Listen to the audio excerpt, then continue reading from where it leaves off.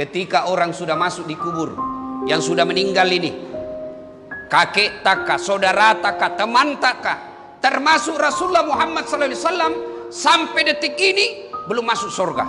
Mereka masih transit di alam kubur. Berapa lama kita di alam kubur tergantung berapa lama datangnya hari kiamat. Dan kata Nabi, di dalam kubur orang yang menderita, orang yang menyesal, orang yang sengsara sesengsara-sengsaranya adalah al-mutakhawilu bis sholat, yang menganggap enteng sholat. Bukan yang tidak sholat. Ya rona cule-cule sampai jange menganggap enteng sholat. Mana yang dimaksud menganggap enteng sholat? Termasuk diantaranya tiap Jumat pasti terlambat sholat Jumat. Kayak ninjo. Bukan tidak sholat. Kalau sudah tidak sholat sudah kafir. Tidak ada lagi cerita kalau orang tidak sholat. Ini menganggap enteng sholat. Mana yang dimaksud menganggap enteng sholat? Mereka yang sudah terlambat sholat Jumat. Itu masuk diantaranya. Coba makin lihat, hafal-hafal mukanya yang selalu terlambat. Hafal mukanya ini ya, yang selalu terlambat. Lihat di pintu, yang berdiri di pintu. Itu tong itu minggu lalu. Dia jitu minggu lalu. Dia juga nanti minggu akan depan. Paling terlambat datang, paling cepat pulang. Orang khotbah main WhatsApp, mau masuk surga. Nenek lupa tak. Ustaz, kenapa hidupku penuh dengan masalah? Mak gojek kak, dicuri saya motorku. Mak dagang ngak kodong, diusir kak lagi Satpol PP. Mak sewa-sewa rumah, momi ada cucuku masih sewa-sewa rumah. Yang mak kau cari kambing hitam, periksa sholatmu. Tidak mungkin Allah sengsarakan orang yang baik sholatnya. Tidak mungkin. Tuhan apa yang kasih susah hidupnya orang sholat? Kita saja sesama manusia. Kalau baik sholatnya itu orang, ada masalahnya, pasti ditolong. Bantu tawai, pas sambayang inyo, pas sambayang ini, dibantu pak. Pun apa kepala talang, tenas sambayang, pak botoro, pak tipu, datang kau minta tolong, apa dia bilang cindak kau. Maka demi Allah, tidak akan sengsara hidup orang yang baik sholatnya.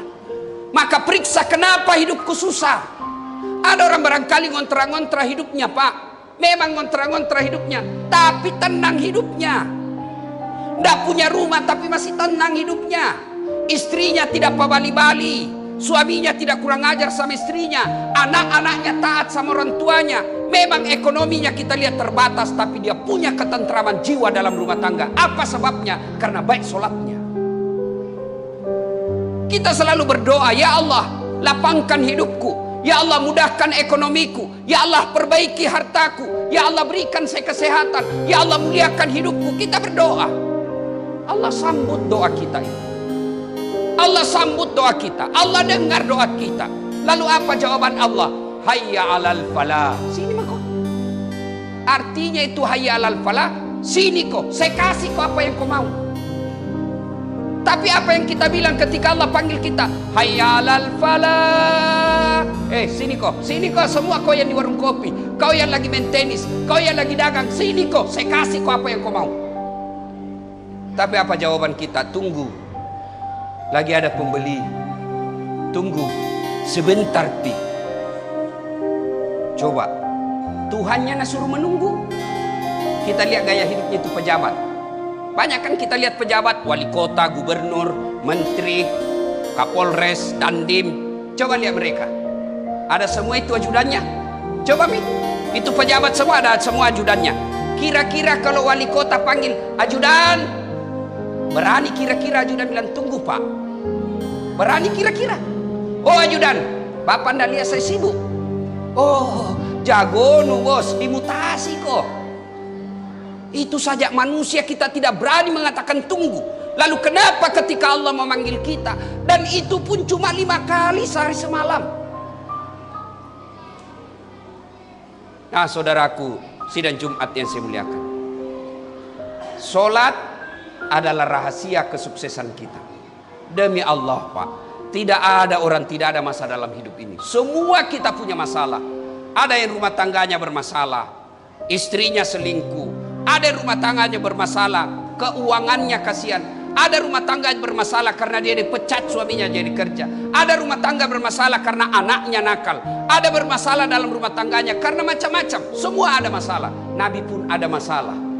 Dan alhamdulillah, dekto nama kadapuang Allah Ta'ala. Allah juga tidak berkata, dasat ketika ada masalahmu jadi dokter kau dulu. Ketika ada masalahmu jadi anggota DPR kau dulu. Kau kaya dulu, jadi pejabat kau dulu. Tidak. Allah cuma minta dua.